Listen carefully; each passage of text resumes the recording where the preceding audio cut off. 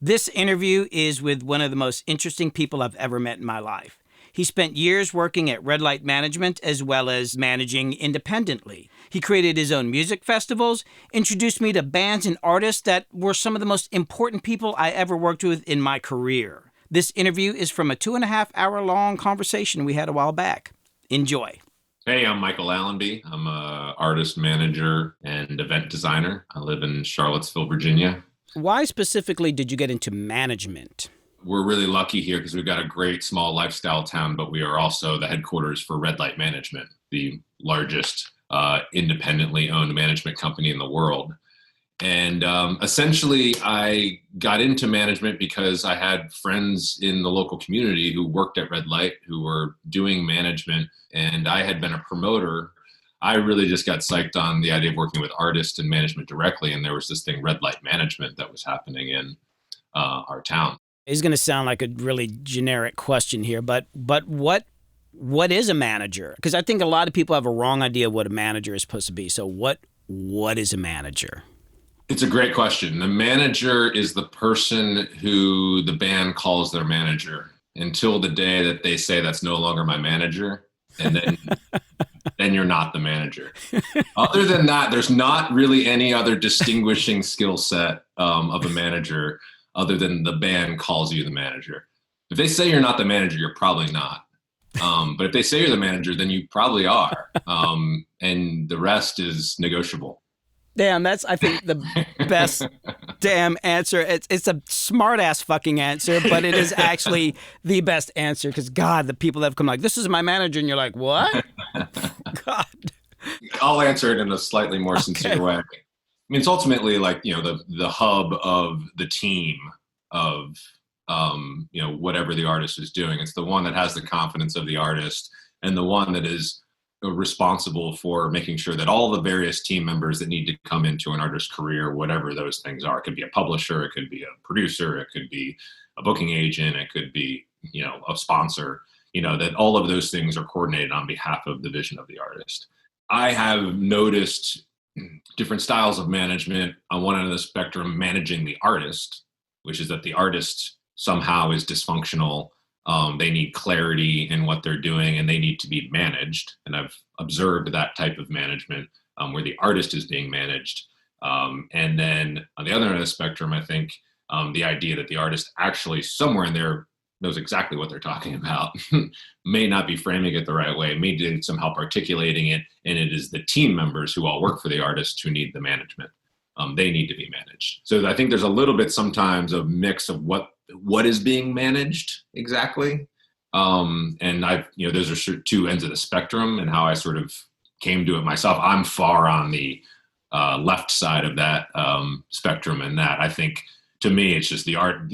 There's a reason everyone's will go into spaces and stare at these people and listen to what they've come up with over and over in headphones. It's because they've got something to say. They've got something in mind that we haven't come up with yet.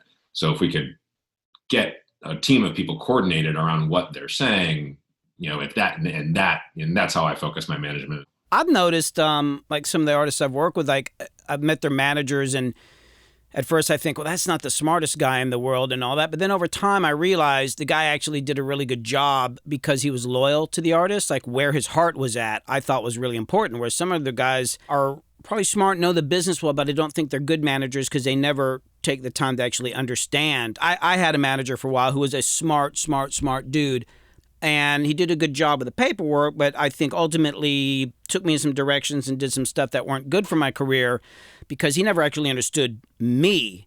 So my question, what is a good manager versus what is a bad manager? Man,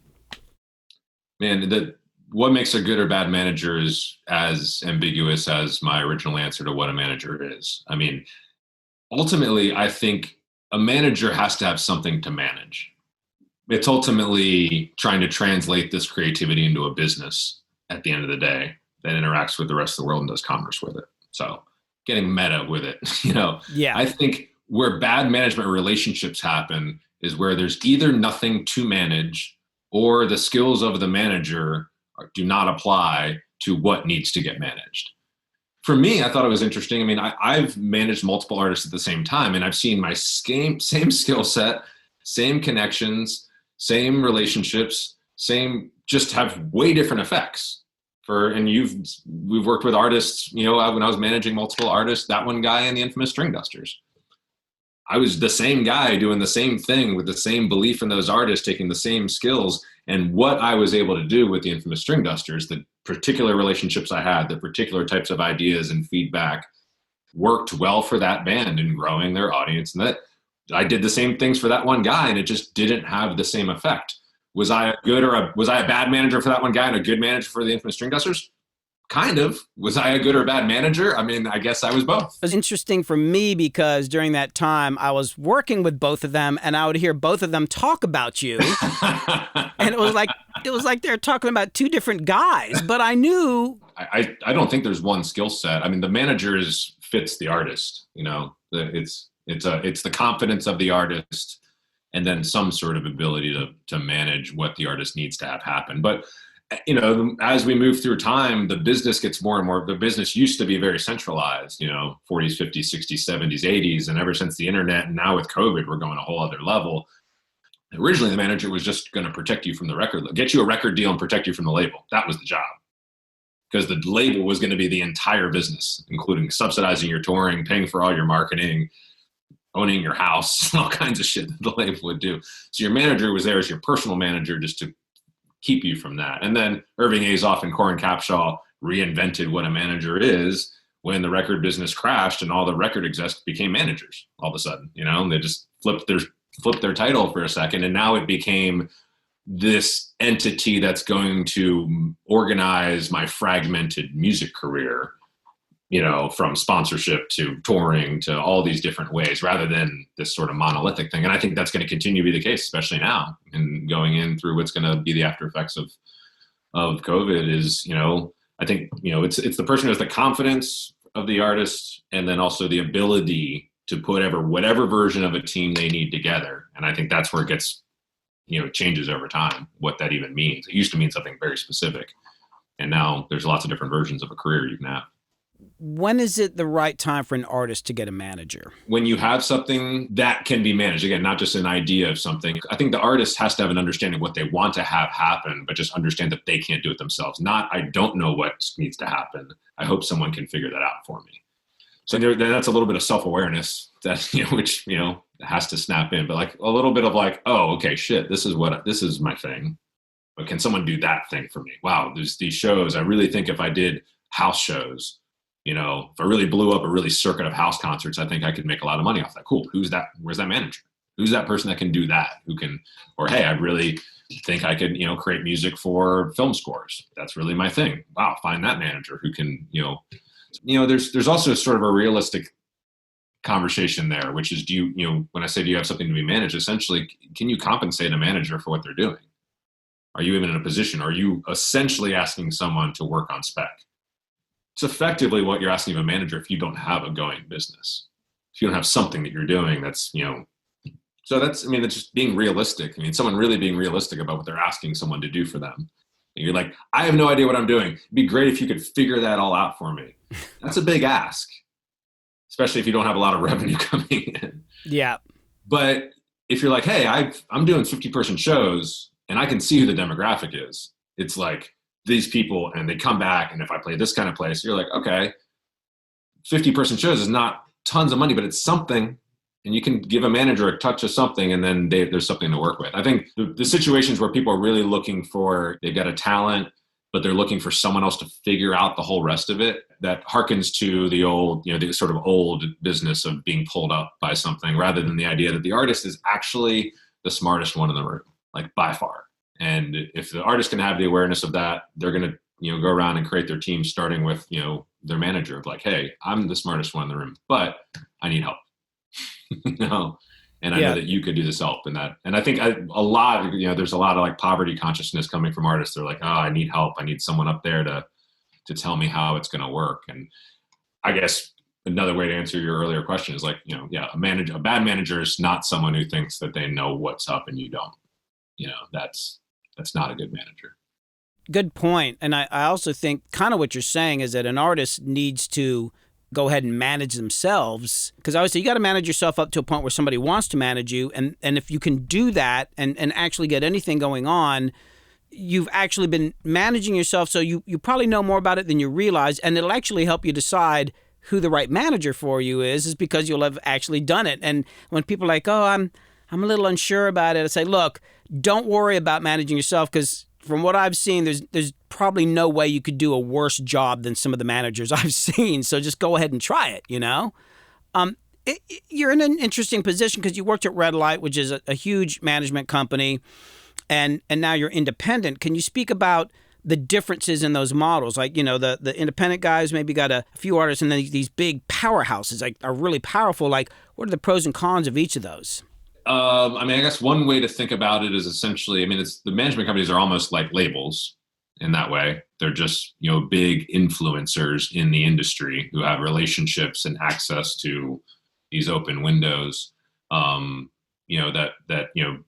tastemakers and gatekeepers of various types. So certainly that's a big part of it. Operational support, generally speaking, is the type of thing that you rely on a big company for. I think the ironic thing with management companies is they're not operationally uniform. No manager manages like another manager. They don't all manage the same way. They don't all communicate the same way. They don't organize all their tasks the same. So it's not actually easy to operationalize management, and therefore kind of hard to build a management company off of systematic, fundamental advantages or something you would expect out of a big company. You get a lot of efficiencies there. That's not really how the music business management companies are necessarily built. They're mostly built on, a lot of former record execs from 15, 20 years ago, who are part of these sort of groups of influencers.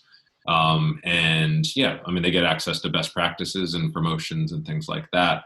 And then on the other end, smaller, I'm, completely independent now. My firm's called Allenby Design. And that's what I do.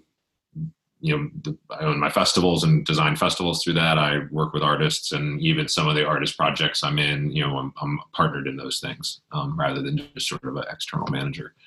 But yeah, on the other end, you get, smaller shops, more individualized attention and, more freedom and mobility, and there's more money to go around. You don't have to cut a company into everything that's going on in a much more personal interaction. Really is, management's very personal. You're really involved with these artists' lives in a deep way. But there's so many different versions. There's so many different versions of what management even means now. Especially because of the things that Red Light and Frontline Management invented, which was the management company. There weren't really big management companies prior to that. It was personal managers and a lawyer, a business management, and then your record label kind of doing everything else. The technology industry invented tools for musicians and creative people at the same time that the same larger industry, different businesses were basically taking down record labels. A lot of great businesses came out of that, from ticketing companies like Eventbrite or TuneCore, and they're all like providing good services, but require kind of the artist to do a lot of work still. It's like, I think artists, it's hard to acknowledge the period of time that you're in and how it's unique and how it's actually advantageous from all other previous periods, as far as like your percentage ability to make a career off of this thing and your ability to do what you want to do deep down inside, if you can articulate that. Like, there's all kinds of, every time it gets disrupted, the business blames the disruption, and then the artists listen to the business and blame the disruption. And it's like, no, this is all moving in the better direction for artists to do their own thing. From a manager's perspective, which is a little of a 30,000 foot view of the whole thing, trying to keep that for the artist being their own manager. So, okay, first step in finding your manager is take that 30,000 foot view and realize what a magical time this is right now to be a creator, because the whole massive industry, which might be the thing you're seeking, but more likely is the thing that's getting in your way, either in your mind or in actual, is halted. But the creators and the fans are not. So like, it's the best time to self-manage. It's the best time to like decide what it is exactly that you want to do with no framework, because all the framework is fucked right now. And it's far from being figured out. And that's like good news to people with ideas. It's great news for people who invent things out of nothing.